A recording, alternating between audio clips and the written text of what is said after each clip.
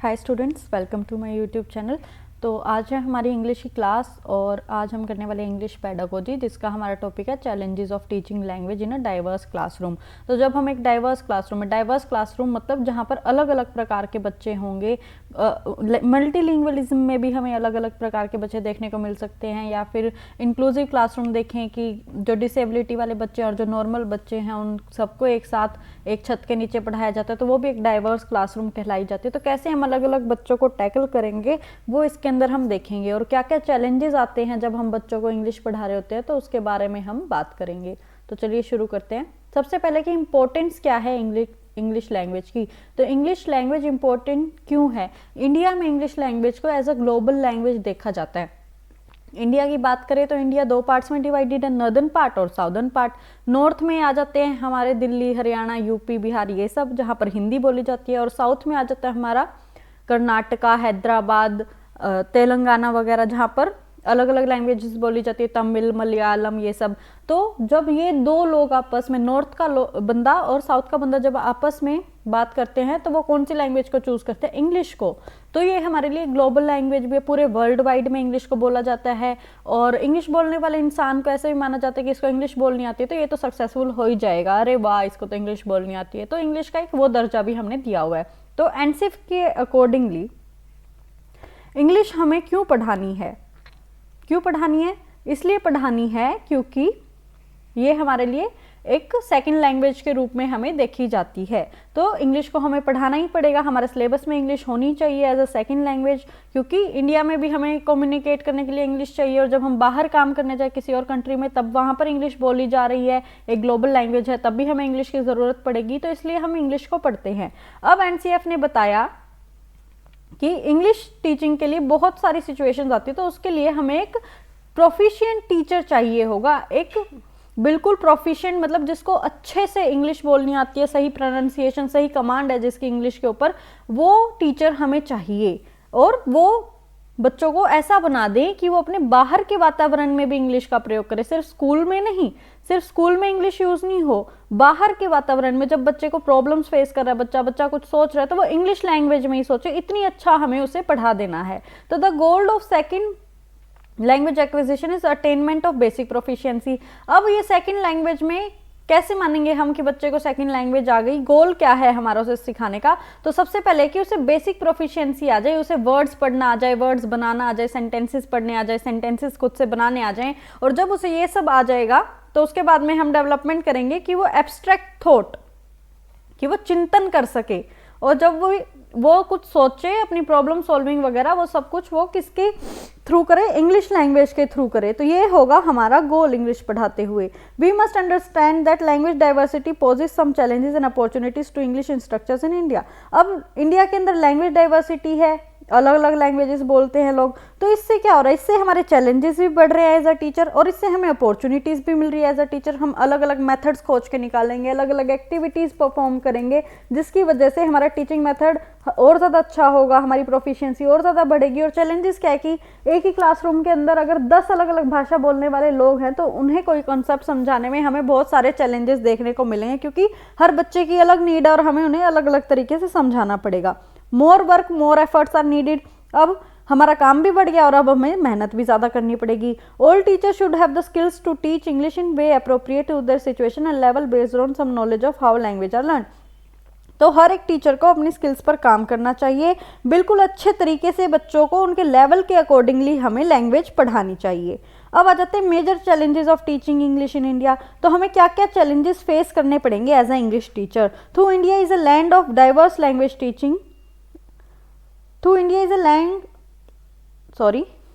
India is a land of diverse languages teaching of English possesses many problem in India। भले ही India के अंदर diverse languages बोली जा रही है, बट फिर भी हमें इंग्लिश सिखाने में बहुत सारी प्रॉब्लम्स फेस करनी पड़ती है। ऐसा क्यों है? सबसे पहला पॉइंट आता है हमारा ओवर क्राउडेड क्लासरूम्स। क्लासरूम में बच्चे बहुत ज़्यादा है, एक क्लास में 50-50 बच्चे हैं, और जब एक क्लास में इतने बच्चे हैं तो हमने इंडिविजुअल डिफरेंसेस तो पढ़ाई है, हर बच्चे के ऊपर हमें स्पेशल ध्यान देना है, हर बच्चे को टाइम देना है, और एक पीरियड को पढ़ाने के लिए हमारे पास मैक्सिमम 45 मिनट्स होते हैं, और 45 मिनट्स में 50 बच्चों के ऊपर हम कैसे इकट्ठा ध्यान दे सके, कैसे उनकी नीड्स को पूरा कर सके हैं। तो इस वजह से भी हम अच्छे से बच्चों को नहीं पढ़ा पा रहे। फिर अगर स्कूल का एनवायरनमेंट, तो स्कूल का एनवायरनमेंट इतना अच्छा नहीं है जहाँ पर बच्चों को इंग्लिश पढ़ाने के लिए अलग अलग एक्टिविटीज़ कराई जानी थी। उनको एक ऐसा एनवायरनमेंट देना था जहाँ पर वो इंग्लिश सुने, इंग्लिश के अंदर लिखी हुई चीज़ें देखें, इंग्लिश का यूज़ करें, बातें इंग्लिश में करें। तो ऐसा देखने को नहीं मिलता हमें गाँव के स्कूल्स में, तो बिल्कुल भी नहीं।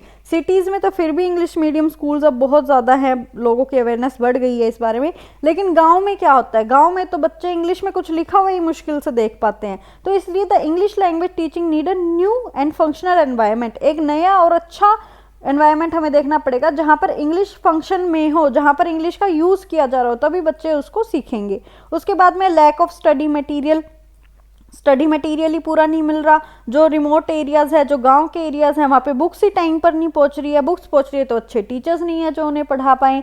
फॉल्टी रीडिंग हैबिट्स, बच्चों में रीडिंग की हैबिट अच्छी नहीं है, वो पढ़ना ही नहीं चाहते हैं। कई लोग तो जो फिंगर रख रख के पढ़ रहे हैं वर्ड पे, जिससे उनका कंसंट्रेशन में प्रॉब्लम आ रही है। कुछ चिल्ड्रन जो है वो पीछे की तरफ पढ़ रहे हैं, आगे की तरफ पढ़ने की बजाय कि भाई पीछे वाले वर्ड्स की तरफ पढ़ रहे हैं, आगे पढ़ना चाहिए जबकि। और कुछ जो हैं वो स्लो मर्मिंग साउंड में पढ़ रहे हैं कि समझ ही नहीं आ रहा कि बच्चा क्या बोल रहा है। तो बच्चों में अच्छी रीडिंग हैबिट्स नहीं है और ना ही उनके अंदर कॉन्फिडेंस है, इस वजह से भी प्रॉब्लम आ रही है। समटाइम्स लर्निंग इंग्लिश वोकेबलरी, कभी कभी इंग्लिश वोकेबलरी जब हम याद करने की कोशिश करते हैं, पढ़ने की कोशिश करते हैं, तो क्या होता है, इंग्लिश की वोकेबलरी इतनी ज़्यादा बड़ी है, इतनी ज़्यादा वास्ट है, इतने सारे उसमें होमोफोन्स है, इतनी सारी फ्रेजल वर्ब्स हैं और इतनी सारी प्रोनाउंसिएशंस भी है। तो टीचर के लिए ये पॉसिबल नहीं हो पाता कि वो सही स्पेलिंग से सही प्रोनाउंसिएशन सभी वर्ड्स की बता पाए बच्चों को। जैसे कि मान लीजिए 1st to 5th है, फर्स्ट क्लास के बच्चे को अब हम कैसे बताएं, ये वर्ड्स हमने लिया जिसका नाम है,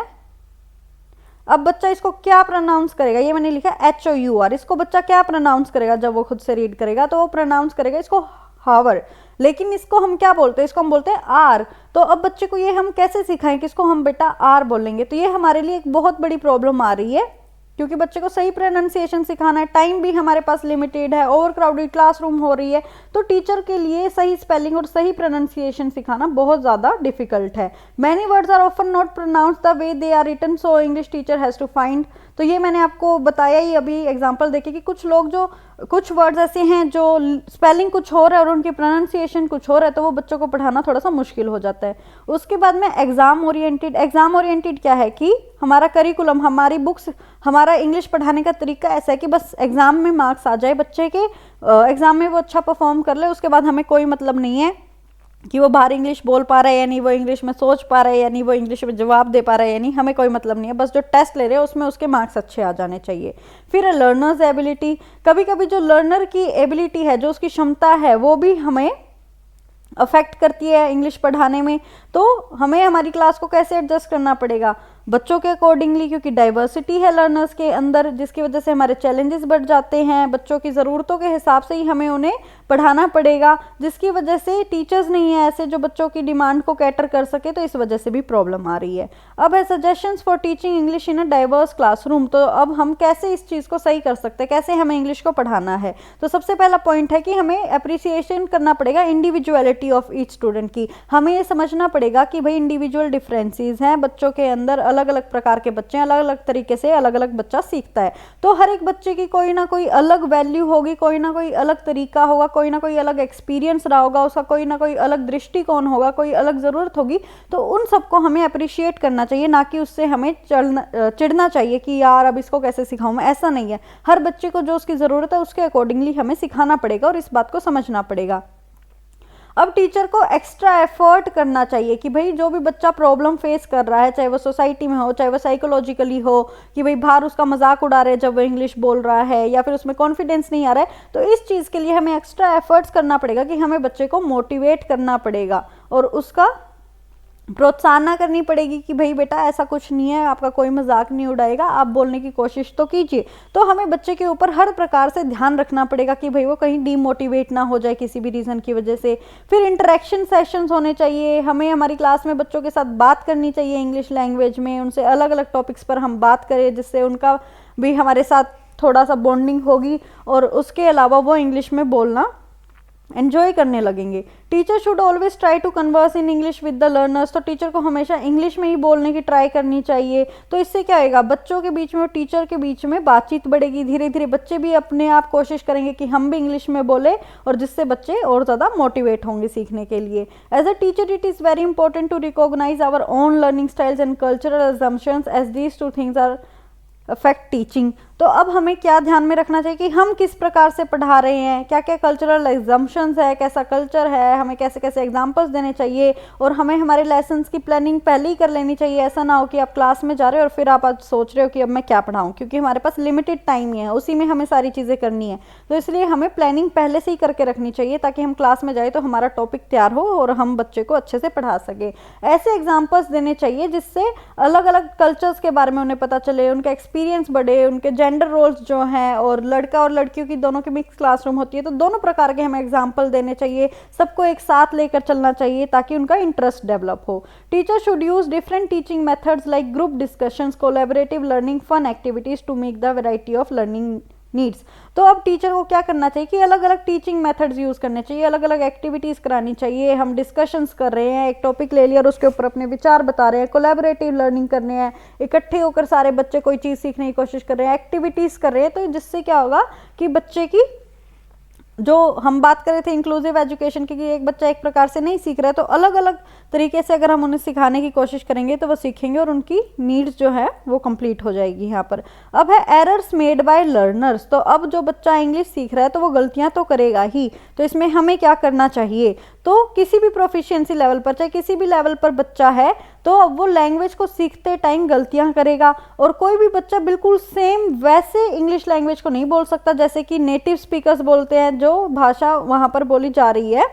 जैसे अमेरिका है, अमेरिका के अंदर अब सभी लोग इंग्लिश बोलते हैं, तो जो एक तो अमेरिका का बच्चा इंग्लिश बोलेगा और एक हमारा इंडिया का बच्चा इंग्लिश बोल रहा है, तो उसमें कोई ना कोई डिफरेंस तो हमें देखने को मिलेगा ही मिलेगा। इंडिया के बच्चे से गलती तो होगी ही होगी, वो सेम वैसा नहीं बोल सकता।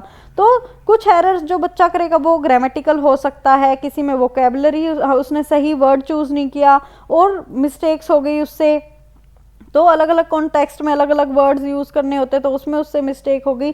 तो बच्चा किस किस तरह की मिस्टेक कर सकता है, ग्रामेटिकल मिस्टेक, वोकेबलरी में मिस्टेक, कॉन्टेक्स्ट में मिस्टेक कर सकता है, वो गलत वर्ड चूज़ कर सकता है। तो अब जब स्टूडेंट कम्युनिकेशन कर रहा है और उससे कोई गलती हो गई, तो टीचर को क्या करना चाहिए, तो टीचर को उस टाइम पे बच्चे को नहीं टोकना चाहिए जब वो कम्युनिकेट कर रहा है, जब वो कोई चीज़ पढ़ रहा है या फिर वो अपनी बात बता रहा है। उसने गलती कर दी, हमने ध्यान भी दिया कि भाई बच्चे ने गलती की है, लेकिन उस टाइम पे हमारा ध्यान नहीं होना चाहिए कि उसी टाइम पे उसे सही करे, बीच में रोक के नहीं। अगर हम उसको बीच में रोक देंगे ना तो उसको कॉन्फिडेंस चला जाएगा और फिर वो सारी चीज़ें सोच सोच के करने लगेगा कि बोलूँ या ना बोलूँ, पता नहीं मैं गलत तो नहीं बोल दूंगा। तो ऐसी फीलिंग बच्चे के अंदर नहीं आनी देनी चाहिए। उनको स्टार्टिंग में बिल्कुल अच्छे से अपनी बात कंप्लीट करने देना चाहिए और फिर हम उनका एरर करेक्शन करेंगे, तो जिससे उनको सपोर्ट मिलेगा अपनी लैंग्वेज की सीखने को और ज़्यादा बेहतर करने के लिए। तो हमें बच्चे को बीच में नहीं टोकना जब वो कम्युनिकेट कर रहा है, हमें उसे बाद में बताना चाहिए जब उसकी बात पूरी होगी कि बेटा ऐसे बोलना था, आप अच्छा कर रहे थे। साथ में हम उसे मोटिवेट कर देंगे तो फिर वो अगली बार ध्यान रखेगा। अब इसके बाद में आ रहा है topic children suffering from various disorders, learning disabilities. तो बच्चों में कई बार लर्निंग डिसेबिलिटीज़ भी पाई जाती हैं और हमें ये टॉपिक पढ़ना इसलिए ज़रूरी है कि भाई हमारी क्लास में मान लीजिए कोई स्पेशल बच्चा आ गया जिसे लर्निंग डिसेबिलिटी है, पढ़ने में उसको कोई प्रॉब्लम होती है, तो हम कैसे पहचानेंगे। जब हमें इनके चीज़ों के बारे में पता होगा तभी हम पहचान पाएंगे। तो इसलिए हम पढ़ेंगे children suffering from various disorders. Some student have unique challenges that make learning in a traditional classroom difficult. तो कुछ बच्चों को अलग अलग चैलेंजेस होते हैं, कुछ अलग अलग डिसेबिलिटीज़ होती है जिनकी वजह से जो उनका लर्निंग का प्रोसेस है वो और ज़्यादा डिफ़िकल्ट हो जाता है और ये डिफ़िकल्ट हमारे लिए भी बन जाता है कि हम कैसे एक डिसेबल्ड बच्चे को सिखाएं। तो कैसी कैसी डिफ़िकल्टीज़ हो सकती है कि विजुअल और हियरिंग, बच्चे को दिखाई नहीं देता, बच्चे को सुनाई नहीं देता, और कोई प्रॉब्लम हो गई, कहीं चोट लगी हुई है या फिर वो ज़्यादा देर के लिए अटेंशन नहीं दे पा रहा है, हैंडीकैप्ड है, कोई और ज़्यादा खतरनाक बीमारी, क्रोनिक इलनेस उसे हुई है, तो ये सारी प्रॉब्लम्स हमें देखने को मिल सकती है। Learning disorders that are most consciously usually revolve around reading, writing और मैथमेटिक्स। तो बहुत ज़्यादा जो चांसेस हैं हमें डिसेबिलिटी देखने के वो किससे रिलेटेड हो सकता है, रीडिंग से रिलेटेड, बच्चे को पढ़ना नहीं आ रहा, राइटिंग से रिलेटेड, बच्चे को लिखना नहीं आ रहा, या फिर बच्चा मैथ्स में वीक है, मैथमेटिक्स उसे समझ नहीं आता। अब सबसे पहली हमारे पास डिसेबिलिटी आती है जिसका नाम दिया गया है डिसलेक्सिया। तो डिसलेक्सिया क्या है? डिसलेक्सिया है कि बच्चा पढ़ नहीं पा रहा है, बच्चा रीड नहीं कर पा रहा है। क्वेश्चन आएगा कि बच्चा को पठन संबंधित प्रॉब्लम है या फिर बच्चा रीडिंग से रिलेटेड कोई काम नहीं कर पा रहा है, तो वो उसको कौन सी प्रॉब्लम होगी? उसको होगा डिसलेक्सिया। मैं सही से प्रोनाउंस नहीं कर पा रही हूँ, इसका है, इसको कहते हैं डिसलेक्सिया। हाँ, dyslexia. Basic reading problems occur when there is difficulty in understanding the relationship between sounds, letters and words. तो बच्चा जब रीड कर रहा है तो वो समझ नहीं पाएगा अलग अलग साउंड्स को, अलग अलग लेटर्स को, अलग अलग वर्ड्स को। जो हमने तारे ज़मीन मूवी पे देखा था ना कि उसको वो लेटर्स घूमते हुए दिखाई देते हैं जिसकी वजह से वो पढ़ नहीं पाता, तो उसको कौन सी प्रॉब्लम होती है? डिसलेक्सिया की। तो जो लिखा हुआ है उसको वो कॉम्प्रीहेंड नहीं कर पा रहा, उसको वो समझ नहीं पा रहा, उसका मीनिंग नहीं निकाल पा रहा वर्ड्स का, तो उसको पढ़ नहीं पा रहा, वो समझ ही नहीं पा रहा है, तो वो कैसे बता देगा कि क्या लिखा हुआ? तो उसको कौन सी प्रॉब्लम होगी? डिसलेक्सिया की। तो डिसलेक्सिया क्या है? पढ़ने से रिलेटेड प्रॉब्लम, पठन संबंधित, रीडिंग संबंधित प्रॉब्लम। फिर आता है learning disability in maths. Maths में क्या डिसेबिलिटी हो सकती है? कि हमें एडिशन नहीं आ रहा, हमें डिविजन नहीं आ रहा, हमें मल्टीप्लिकेशन नहीं आ रहा, हमें समझ ही नहीं आ रहा है कि क्या लिखा हुआ है, ये हमें शेप्स नहीं समझ आ रही। तो ये सारी क्या है? मैथ्स की प्रॉब्लम है जिसको हम कहते हैं डिसकैलकुलिया।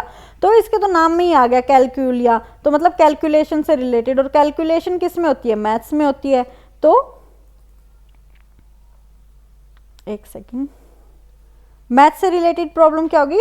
डिसकैलकुलिया। तो इसमें क्या हो रहा है कि मैथ्स से रिलेटेड प्रॉब्लम आ रही है, बच्चा उसमें प्लस माइनस मल्टीप्लिकेशन में, इन सारी चीज़ों में समझ ही नहीं पा रहा कि ये है क्या चीज़, तो ये क्या होगी? डिसकैलकुलिया। उसके बाद में आता है डिसग्राफिया। इसके नाम में ही लिखा हुआ है ग्राफिया। ग्राफिया मतलब ग्राफ, ग्राफ हम बनाते हैं ना ऐसे करके, तो हाथों से बना रहे हैं इसको, तो ये कौन सी होगी? राइटिंग संबंधित।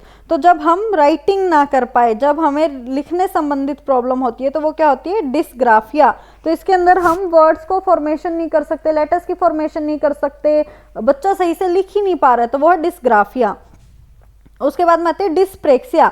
डिस्प्रेक्सिया क्या है? डिस्प्रेक्सिया है हमारे मसल मूवमेंट से रिलेटेड प्रॉब्लम। जब हम सही से कूद नहीं पा रहे हैं, सही से भाग नहीं पा रहे हैं। तारे ज़मीन पर मूवी में ही एक सीन आता है जहाँ पर वो बच्चा बॉल को नहीं पकड़ पा रहा है, वो कैलकुलेट ही नहीं कर पा रहा कि बॉल उसके पास कब आएगी, कब उसे हाथ से उसे कैच कर लेना है। तो जब हमें हमारी ग्रॉस मोटर स्किल्स संबंधित, हमारी मसल से संबंधित, कि भाई कोई कढ़ाई नहीं कर पा रहा, कोई चीज़ सही से पकड़ नहीं पा रहा है, तो उन सारी चीज़ों में जब बच्चे को प्रॉब्लम आ रही है तो उसको हम कहेंगे डिस्प्रेक्सिया। उसकी बॉडीली रिलेटेड प्रॉब्लम, कि उसको अपने मसल्स का कोऑर्डिनेशन करना नहीं आ रहा है, वो अपनी मसल्स को सही से यूज़ नहीं कर पा रहा है, रनिंग नहीं कर पा रहा, जंपिंग नहीं कर पा रहा, बॉल को नहीं पकड़ पा रहा है।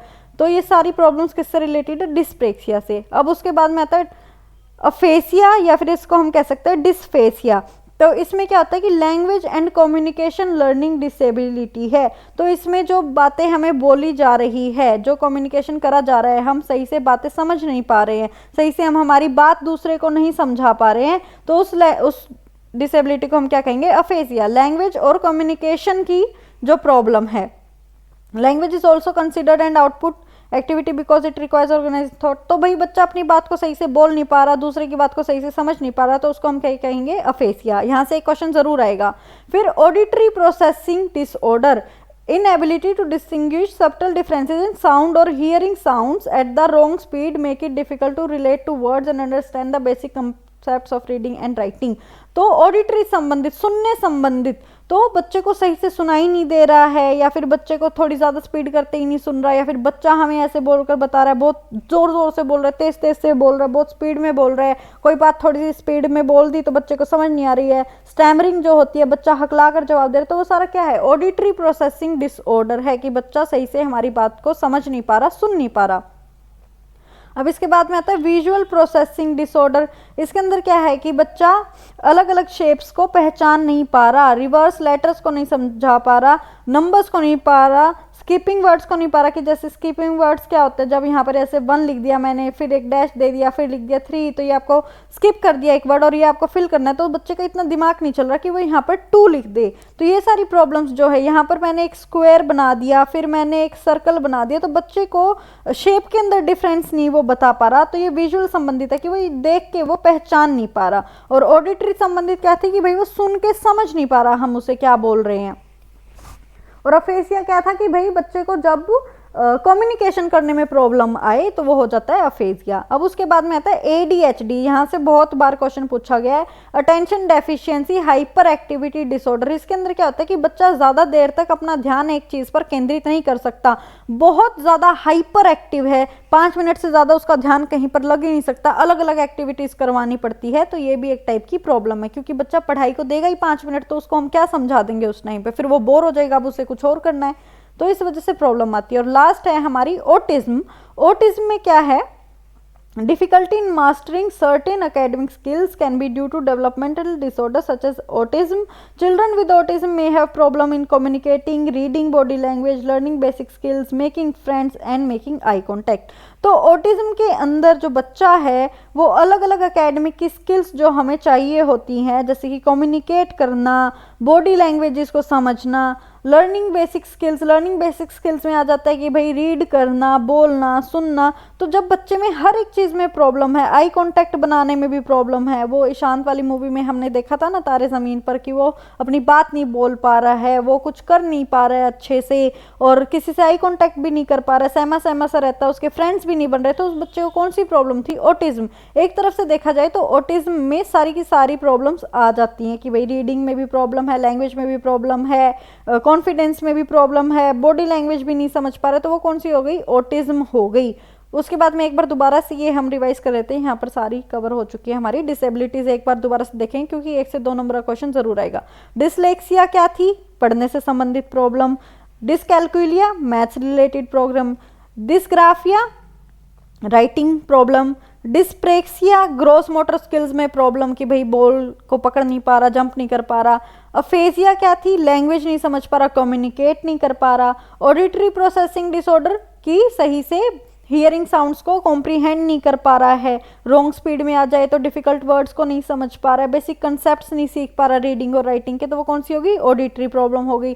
विजुअल प्रॉब्लम कि भाई शेप्स को नहीं समझ पा रहा, स्पीकिंग लाइन्स को नहीं, स्किपिंग लाइन्स को नहीं समझ पा रहा, लेटर को रिवर्स कर दिया तो वो नहीं समझ पा रहा, तो वो कोऑर्डिनेशन नहीं बिठा पा रहा है कि भाई ये हो क्या रहा है, तो वो क्या हो गई, विजुअल प्रोसेसिंग डिसऑर्डर। अब ADHD की बच्चा बहुत ज़्यादा हाइपर एक्टिव है, एक जगह 5 मिनट से ज़्यादा टिक ही नहीं सकता और जल्दी बोर हो जाता है, ध्यान ही नहीं लग रहा उसका, तो ये क्या हो गया, ADHD। और ऑटिज्म क्या हो गया, ऑटिज्म हो गया कि बच्चा कम्युनिकेट करने में भी प्रॉब्लम है, बॉडी लैंग्वेज समझने में प्रॉब्लम है, आई कांटेक्ट भी नहीं कर पा रहा, फ्रेंड्स भी नहीं बना पा रहा, लर्निंग बेसिक स्किल्स की LSRW तीनों में ही, सब में ही प्रॉब्लम है, तो वो हो जाती है हमारी ऑटिज्म।